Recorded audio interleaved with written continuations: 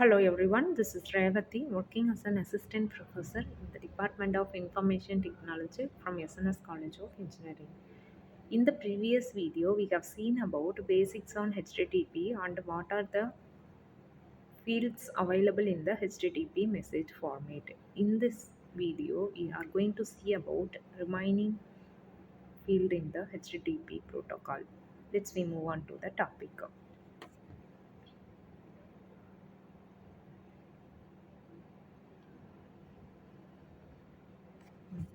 Next one is the request message. Often the request line we have zero or more request header lines. Each header line sends additional information from the client to the server.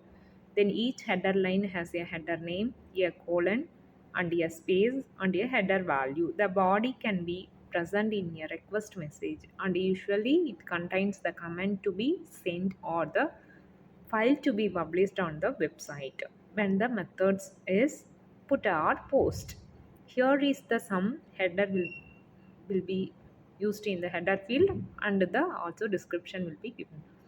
Then the header user agent. It will used to identify the client program. Then accept shows the media format the client can accept the message.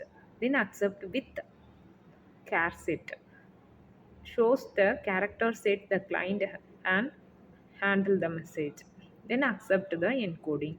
Shows the encoding scheme the client can handle handle it. Then accept the language. Shows the language the client can accept. Then authorization shows what permissions the client has.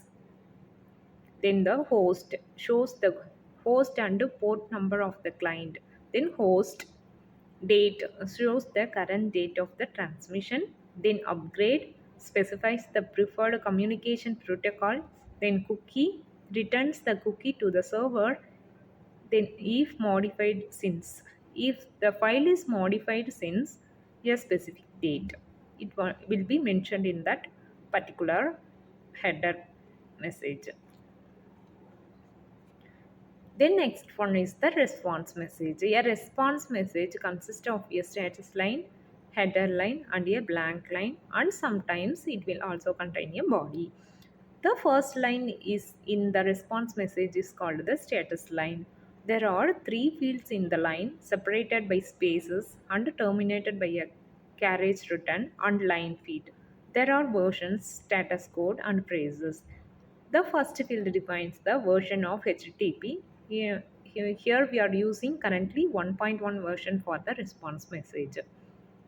Then the status phrase explain the status code in the text form.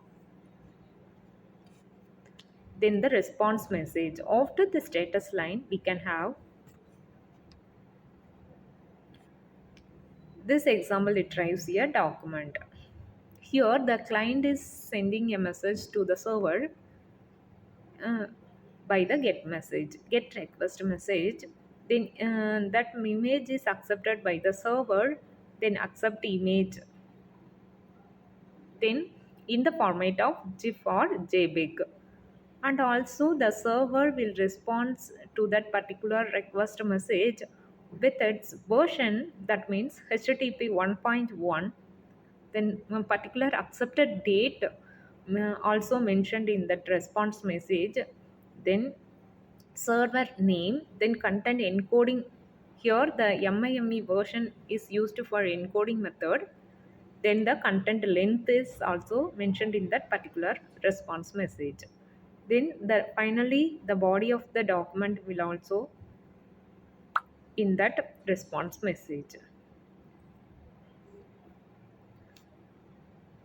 And in this example, the client wants to send a web page to the posted on the server.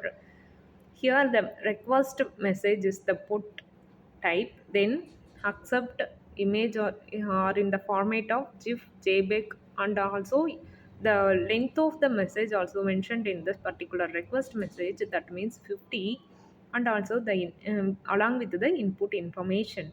Then the server will respond to that particular request in the form of its HTTP version, then the date of the acceptance, the server name, content encoding method. Here the MIME method will be used for the content encoding. Then the content length also mentioned in that particular response message, and along with the body of the document. Then the next one is conditional request. A client can add in its request. In this case, the server will send the request to the web page if the condition is met or inform the client otherwise.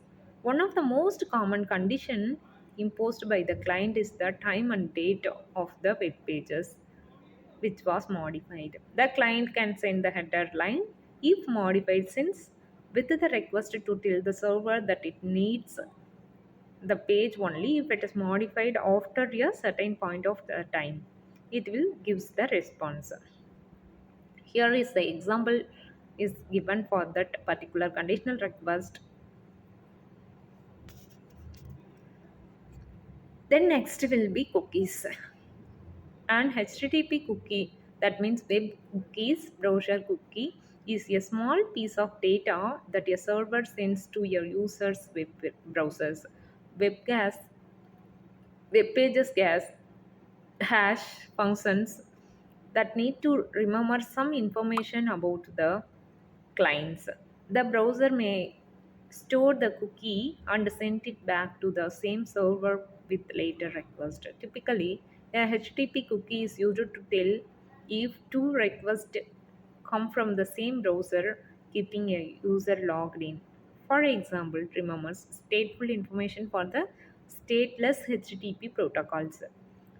Here, it will be used in the three purposes: session management, personalization, and the tracking.